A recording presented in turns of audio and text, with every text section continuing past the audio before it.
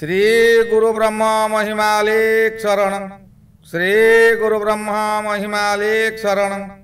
श्री गुरु ब्रह्मा महिमालेक शरण। गुरु कृपा YouTube channel तरफरु आपण मानकु स्वागत जनाई आरंभ करने को जाउछि 2025 मसीहा सेप्टेम्बर मासरे मासिक राशिफल। एही राशिफल आरंभ करने पूर्वरु आपण मानकु मोर विशेष अनुरोध, जेउ माने प्रथम करी आमर एही चैनल को आसिछंती सेमाने गोटिए सब्सक्राइब करंतु ओ पाखरे आसुथिबा बेल आइकन को दबाई दियंतु, जहा द्वारा कि आमर जेउ समय रे वीडियो अपलोड हेबो सर्वप्रथमे आपणक पाखरे पहुंची पारिबो। आपण मानकु एही ठारे मु कहि रखुची, जेउ मानकर विवाह विलंब हेलानी, बहु चेष्टा करी सेमानकर विवाह होई पारु नाही, किंबा कौनसी ठारे आपण चाकरी करी मध्य हैरान हेउछंती, चाकरी सकाशे आपण बारंबार चेष्टा करी मध्य फेल हेउछंती, सेमानकर जन्म तारीख, जन्म समय ओ जन्म स्थान निम्न रे जेउ मेल आईडी दिया जाइछि सेई मेल आईडी रे ताहा प्रेरण करंतु। आम्बे ताहा गणना करी आपण मानकु जणाई देबु। आसंतु एबे जानिबा 2025 मसीहा सेप्टेम्बर मासरे सिंह राशि रो मासिक राशिफल। सिंह राशि राशि चक्रर पंचम राशि। एही राशि रो अधिपति रवि महाग्रह। एही राशि रो घात चंद्र मकर चंद्र। मूला नक्षत्र घात नक्षत्र। नवमी तिथि घात तिथि। शनिवार हेउछि घात बार। सिंह राशि स्थिर अग्नि राशि, एणु मंगल ग्रह सिंह राशि सकाशे बाधक ग्रह। सिंह राशि सकाशे सेप्टेम्बर मासटी राशि अधिपति रवि ग्रह अशुभ फल देबे। रवि हेउछंती मनुष्यर आत्मा। रवि ग्रह जेउ समय रे अशुभ रे गोचर रे थिबे से समय रे व्यक्तिर आत्मा विचलित हुए। जिए जहा कुहंतु ताहा आत्मा को बाधिब ओ निजे जहा कहिबे ताहा अन्य आत्मा को बाधिला भली कथा मध्य कहिबे। सर्वदा मन मध्य रे गोटिए विरक्ति भावना आसीबारु कौन करिबी कौन न करिबी ताहा स्थिर करि पारिबे नाही। अधिक विचलित होई निज स्थान छाड़ी अन्य स्थान को गमन करिबे। एक लोक कथा अछि, जेणे इच्छा तेणे जा कर्म घेनी बुलुथा। यही समय रे जेउठा को जानतु ना काईकि कौनसी ठारे मन शांति रहिबो नाही। विदेश रे थाई परिवार रो दुख खबर पाई अधिक विचलित होई पड़िबे। मन मध्य रे क्रोध जात हेबो, जहा द्वारा कि निजर किछि निजे खेती करी बसिबे। दुख परे दुख मारी बसिबो। 17 तारिख ठारू आपण कौन कले भल हेबो कौन कले भल हेबो नाही ताहा बुझिबा शक्ति हराई बसिबे। निजर दूरदृष्टि हराई बसिबे। एही समय रे आपणकर चक्षु नासा ओ कर्ण पीड़ा मध्य होई पारे। दिन को दिन शरीर दुर्बल हेबो। आय बहु परिमाण रे कमी जीव। एपरी समय आसीबो निज खर्च निजे मेंटाई पारिबे नाही। परिवार ठारू अपमान पाइबे। आपण व्यतिव्यस्त होई प्रतिशोध परायणा होई उठिबे। सुजोग देखि आपणक शत्रु माने आपणक सहित हाथ मिलाई मिठा मिठा कथा कहिबे ओ आपण को बर्बाद करिदेबे। आपण तांको कथारे परिचालित होई परिवार सहित शत्रुता करिवे। आपण जेउ कार्य करुथिले से कार्य रे मन देई पारिबे नाही। हठात करुथिबा कार्य बंद होई जाई पारे, फलरे बहु अर्थ हानि घटिबो। व्यवसाय करुथिबा व्यक्ति बहु हानि करिवे। मूलधन तांकर बुड़ी जाई पारे। ग्राहक माने अशांति होई ପାଖରୁ ଦୂରେଇ ଯିବେ। ଶନି ମହାଗ୍ରହ ଏହି ସମୟରେ ଅଷ୍ଟମରେ ଅଛନ୍ତି। ଅଷ୍ଟମ ଶନି ଶରୀର ଅସୁସ୍ଥ କରାଇବ। ଭଲ ଥିବା ସମୟରେ ହଠାତ୍ ଥଣ୍ଡା ଗଣ୍ଠି ଯନ୍ତ୍ରଣା ଭୋଗିବେ। କରୁଥିବା କାର୍ଯ୍ୟରେ ଆପଣ ଯୋଗ ଦେଇ ପାରିବେ ନାହିଁ। ଆପଣ ଯେଉଁ କାର୍ଯ୍ୟ କରୁଛନ୍ତି କିମ୍ବା କୌଣସି ଜାଗାରେ ଚାକିରି କରିଛନ୍ତି, ଆପଣଙ୍କର ଶରୀର ଏପରି ହେବ ଯେ ଗଣ୍ଠି ଯନ୍ତ୍ରଣା ହେବ, ଅଣ୍ଟା ପୀଡ଼ା ହେବ, ଆପଣ ସେ କାର୍ଯ୍ୟରେ ଯୋଗ ଦେଇ ପାରିବେ ନାହିଁ। ପ୍ରତ୍ୟେକ ସ୍ଥାନରେ ଦୁର୍ନାମର ବୋଝ ବୋହିବେ। ଯେଉଁ ବ୍ୟକ୍ତିମାନେ ଆପଣଙ୍କୁ ସମ୍ମାନ ଦେଉଥିଲେ, ସେହିମାନେ ଆପଣଙ୍କୁ ଦେଖିଲା ମାତ୍ରେ ଅପମାନ ଦେବେ। ଆପଣଙ୍କ କଥାକୁ ହସରେ ଉଡାଇ ଦେବେ। ଆପଣଙ୍କୁ ବହୁତ ବାଧିବ। କରିଥିବା ଋଣ ଏହି ସମୟରେ ସୁଝି ନ ପାରି ଲୁକାୟିତ ରହିବାକୁ ପରିସ୍ଥିତି ବାଧ୍ୟ କରିବ।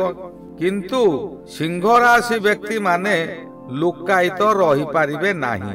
ସାମ୍ନାକୁ ସେ ନିଶ୍ଚୟ ବାହାରିବେ। କଳି ଝଗଡ଼ା ହେବ ଓ କଳି ଝଗଡ଼ାକୁ ମଙ୍ଗଳ ଦ୍ୱିତୀୟରେ ରହି ଅଧିକ କରିବ। ବିଶେଷ କଥା ହେଲା, ଶନି ଅଷ୍ଟମ ତଥା ଆୟୁ ଗୃହରେ ଓ ମଙ୍ଗଳ ଦ୍ୱିତୀୟ ତଥା ପରିବାର ଗୃହରେ। ପରସ୍ପର ଗ୍ରହଙ୍କର ସପ୍ତମ ଦୃଷ୍ଟି ପରସ୍ପର ଉପରେ ନିକ୍ଷେପ କରୁଛନ୍ତି। ଦ୍ୱିତୀୟରେ ମଙ୍ଗଳ ରହି ପରିବାର ଲୋକମାନଙ୍କୁ ଉତ୍ତେଜିତ କରିବ। ମଙ୍ଗଳ ଉତ୍ତେଜିତ ଗ୍ରହ ମନକୁ ମଧ୍ୟ ସାମାନ୍ୟ କଥାରେ କ୍ରୋଧିତ କରାଇବ। କ୍ରୋଧ ଭାବନା ଜାଗ୍ରତ କରାଇବ। ଆପଣ ଏପରି କ୍ରୋଧିତ ହେବେ ଯେ ତୁଣ୍ଡରୁ କୁଭାଷା ବାହାରିବ, କିମ୍ବା ଆପଣ ଭଲ କଥା କହିଲେ ମଧ୍ୟ ଅନ୍ୟମାନଙ୍କୁ ତାହା ଗୁଳି ମାରିଲା ପରି ଲାଗିବ। ଆପଣଙ୍କର ମିତ୍ରମାନେ ମଧ୍ୟ ଶତ୍ରୁ ପାଲଟି ଯିବେ। ଆପଣ ଚତୁର୍ଦିଗରୁ ହତାଶ ହୋଇ ପଡ଼ିବେ। ମଙ୍ଗଳ ଆପଣଙ୍କୁ ଆଗକୁ ନେଉଥିବା ସମୟରେ ଶନି ତାହାକୁ ବ୍ରେକ୍ ଦେବ ତଥା ବାଧା ଦେବ, ଯାହାଦ୍ୱାରା ଆପଣ ଯେଉଁ କାର୍ଯ୍ୟ କରିବାକୁ ମନସ୍ଥ କରିଥିବେ ତାହା ବନ୍ଦ ହୋଇଯିବ। ସେପ୍ଟେମ୍ବର 13 ତାରିଖ ଠାରୁ ଆପଣଙ୍କର ଭାଗ୍ୟ ଆକାଶରେ ନୂତନ ସୂର୍ଯ୍ୟ ଉଦିତ ହୋଇ ଅନ୍ଧକାର ଦୂରେଇଯିବ। ଆପଣ ନୂତନ ଆଲୋକ ପାଇ ଖୁସି ହେବେ। ମଙ୍ଗଳ ଗ୍ରହ ଦ୍ୱିତୀୟରୁ ତୃତୀୟକୁ ଗୋଚରରେ ଭ୍ରମଣ କରିବେ। ତୃତୀୟରେ ଯେଉଁ ସମୟରେ ମଙ୍ଗଳ ଗୋଚରରେ ଥାନ୍ତି, ସେ ସମୟରେ ପ୍ରତ୍ୟେକ କାର୍ଯ୍ୟରେ ଆପଣଙ୍କୁ ଆଗେଇ ନେବ। ସେ ସମୟରେ ମଧ୍ୟ ଶନିଙ୍କର ଦୃଷ୍ଟି ନଥିବ, ଯାହାକି କାର୍ଯ୍ୟରେ କେହି ବାଧା ଦେଇପାରିବେ। ମଙ୍ଗଳ ଆପଣଙ୍କୁ ମାଙ୍ଗଳିକ କାର୍ଯ୍ୟମାନ କରାଇବ। 13 ତାରିଖ ପରଠାରୁ ଶନି ଦୃଷ୍ଟି ହଟିଯିବ। ଆଉ କେହି ବାଧା ଦେବାକୁ ନଥିବେ। ମଙ୍ଗଳ ନିଜସ୍ୱ ଫଳ ନିଜେ ଦେବେ। ଯାହା ଚାହିଁବେ ତାହା କରିପାରିବେ। ଶତ୍ରୁମାନେ ଆପଣଙ୍କର ଶକ୍ତି ସାମର୍ଥ୍ୟ ଦେଖି ଭୟ କରିବେ। ବିଭିନ୍ନ ଦିଗରୁ ଆୟ ବୃଦ୍ଧି ହେବ। ଏହି ସମୟରେ ଯୌନ ଶକ୍ତି ପ୍ରବଳ ହେବ। ସ୍ୱାମୀ ସ୍ତ୍ରୀ ଶାନ୍ତିରେ ଦିନ କାଟିବେ। କିନ୍ତୁ ସାବଧାନ, ମନରେ ଅହଙ୍କାର ଆଣନ୍ତୁ ନାହିଁ। ଦେବଗୁରୁ ବୃହସ୍ପତି ଏହି ସମୟରେ ଏକାଦଶରେ ଭ୍ରମଣ କରୁଅଛନ୍ତି। ଏକାଦଶ ବୃହସ୍ପତି ସର୍ବଶ୍ରେଷ୍ଠ ଶୁଭ ଫଳ ଦିଅନ୍ତି। କିନ୍ତୁ ଏହି ସମୟରେ ବୃହସ୍ପତିଙ୍କର ଶୁଭ ଫଳ କମ ମିଳିବ। ଆୟ ହେବ, କିନ୍ତୁ ଠିକ ସମୟରେ ନ ହୋଇ ବିଳମ୍ବରେ ପ୍ରାପ୍ତ ହେବ, ଯାହାଦ୍ୱାରା ଆପଣ ବିଚଳିତ ହୋଇ ଉଠିବେ। ବୃହସ୍ପତିଙ୍କ ଉପରେ ରାହୁଙ୍କର ପଞ୍ଚମ ଦୃଷ୍ଟି ରହୁଛି। ସମୟେ ସମୟେ ଆପଣଙ୍କୁ ଅଜ୍ଞାନ କରାଇଦେବ। ଗୁରୁ ଓ ଚଣ୍ଡାଳ ପରସ୍ପର ଉପରେ ଦୃଷ୍ଟି ଥିବାରୁ ଓ ରାହୁ ଜାୟା ଗୃହରେ ଥାଇ ଆପଣଙ୍କୁ ସର୍ବୋଚ୍ଚ ସୁଖ ପ୍ରଦାନ କରିଥିବାରୁ ବୃହସ୍ପତି ଗ୍ରହ ଆପଣଙ୍କୁ ଅସୁବିଧାରେ ପକାଇବ। ଏହି ସମୟରେ ଆପଣ ସ୍ତ୍ରୀ କଥାରେ ପରିଚାଳିତ ହେବେ। ଗୃହ ମଧ୍ୟରେ ସ୍ତ୍ରୀ ମୁରବୀ ପଣିଆ ଦେଖାଇବେ। ସେ ଯେଉଁ ବାଟ ଦେଇ ନେବେ ସେହି ବାଟରେ ଆପଣ ଯିବାକୁ ବାଧ୍ୟ ହେବେ। ନାରୀ ଗ୍ରହ ଶୁକ୍ର ଗ୍ରହ ଏହି ସମୟରେ 14 ତାରିଖ ପର୍ଯ୍ୟନ୍ତ ଦ୍ୱାଦଶରେ ରହି ଶଯ୍ୟା ସୁଖରେ ଅତୀବ ଆନନ୍ଦ ଦେବ। ସ୍ୱାମୀ ସ୍ତ୍ରୀ ଏକ ମନ ଏକ ପ୍ରାଣ ହୋଇ ଚଳିବେ। ନୂତନ ଶଯ୍ୟା ସୁଖ ମଧ୍ୟ ମିଳିବ। ନୂତନ ଶଯ୍ୟା ସୁଖ ଅର୍ଥ ଯେଉଁମାନଙ୍କର ବିବାହ ହୋଇପାରି ନାହିଁ ସେମାନଙ୍କର ବିବାହ ହୋଇପାରେ, କିମ୍ବା ଯେଉଁମାନଙ୍କର ସ୍ୱାମୀ ସ୍ତ୍ରୀଙ୍କର କିଛି ଦିନ ହେଲା ବିଚ୍ଛେଦ ରହିଛି, मनोमालिन्य थिला एही समय से मनोमालिन्य कटिजिव। राजा महाराजा परि आपण अयसरे रहिबे। 14 तारिख परठारु शुक्र सिंह राशि को आसिबे अर्थात जन्म शुक्र हेबे। रविंक निकटरे शुक्र अंध हो जाए। 17 तारिख पर्यंत शुक्र नीरव रहिबे। 17 तारिख परे शुक्र तांक निजस्व फल प्रदान करिबे। जन्म शुक्र सदा सर्वदा निज शरीर उपरे प्रभाव पकाई थाए। सिंह राशि काल पुरुषर उदर हेतु 17 तारिख परठारु सुगंध द्रव्य रे मन बलिव। नूतन पोशाक नूतन गहना मध्य आपण परिधान करिवे। भल भल खाद्य यही समय प्रस्तुत करी निजे खाइबा सहित अन्य मान को मध्य खुआइबे। एही समय रे नूतन बंधु सृष्टि हेबे। जेउ मानकर संतान कष्ट बहु दिन रु भोगिलेनी एही समय रे शुक्र और सप्तम राहुर प्रतिकार कले उत्तम संतान प्राप्ति हेबो। युवक युवती माने विवाह बंधन रे बांधी होई रहिबे। खाली खुशी ही खुशी रहिबो। केतु महाग्रह सिंह राशि रे रही जन्म केतु होइचंती। आपण प्रत्येक कथारे अधिक आशा रखंतु नाही। जेउ व्यक्ति अधिक आशा रखिब से व्यक्ति निश्चिंत खालरे पड़िब। आपण सावधान होई रुहंतु। जे कोनोसी काम करंतु परम ब्रह्म परमेश्वर को ऊपर भरोसा रखंतु और तांको ऊपरे फलर आशा छाड़ी दियंतु। फल निश्चिंत मिलिब। आपण जेउ परि कर्म करिवे सेही परि फल मिलिब। अधिक आशा कले केतु ग्रह आपण को विपद रे पकाइब अर्थात आपणकर आशा पूर्ण हेब नाही। मन क्रोधित हेब।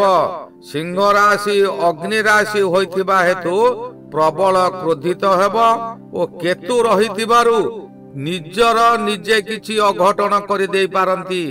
एणु सर्वदा शांत मनरे रुहंतु। प्रत्येक दिन प्रातः स्नान करी परम ब्रह्मंकर शरण दर्शन करंतु। तांक भजन गायन करंतु। तांकर स्तुति गान करंतु। आपणकर समस्त दिगरु शुभ हेबो। यही गला 2025 मसीहा सेप्टेम्बर मासरे सिंह राशि मासिक राशि फल। श्री गुरु ब्रह्म महिमा अलेख शरण।